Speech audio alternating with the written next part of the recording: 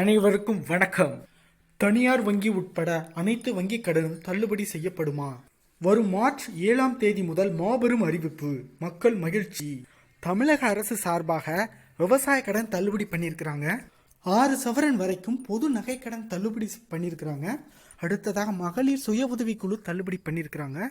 இது எல்லாமே கூட்டுறவு வங்கியில் தான் பண்ணியிருக்கிறாங்க. சொசைட்டி அது இது மத்திய கூட்டுறவு வங்கி எல்லாமே இதில் அடங்கும்.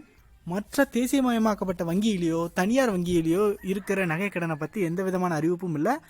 முதல்ல இந்த அறிவிப்புக்கே அரசாணை இன்னும் வெளியிடப்படவில்லை.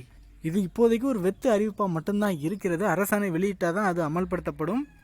ஒருவேளை அரசாணை வெளியிடவே முடியலை அப்படிங்கிற பட்சத்தில் அடுத்த ஆட்சி வந்தாலும் மக்கள் கவலைப்பட வேண்டாம்.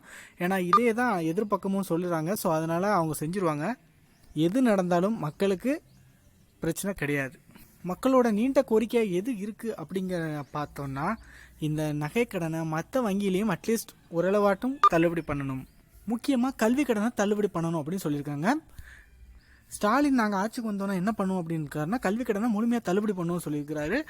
எல்லா விவசாய கடனும் தள்ளுபடி பண்ணணும்னு சொல்லியிருக்கிறாரு. ஆனால் நம்ம தமிழக அரசு இப்போதைக்கு வரைக்கும் நம்ம முதலமைச்சர் எடப்பாடி பழனிசாமி என்ன சொல்லியிருக்காருன்னா, மாணவர்களின் கோரிக்கை நிறைவேற்றப்படும் அப்படின்னு மொட்டையாக தான் ஒரு பதில் இருக்குது. கல்விக்கடன் நிறைவேற்றப்படும்னு இன்னும் ஒரு இதாக அறிவிக்கலை. வரும் 7ஆம் தேதி திருச்சியில் நடைபெறும் திமுக கூட்டத்தில் 10 ஆண்டுகளுக்கான தொலைநோக்கு திட்டத்தை அறிவிக்க உள்ளேன் என்று மு.க. ஸ்டாலின் தெரிவித்துள்ளார். பல பேர்கிட்ட இதை கலந்து பேசி தான் இந்த முடிவை எடுத்திருக்கிறதாகவும் சொல்லியிருக்கிறாரு.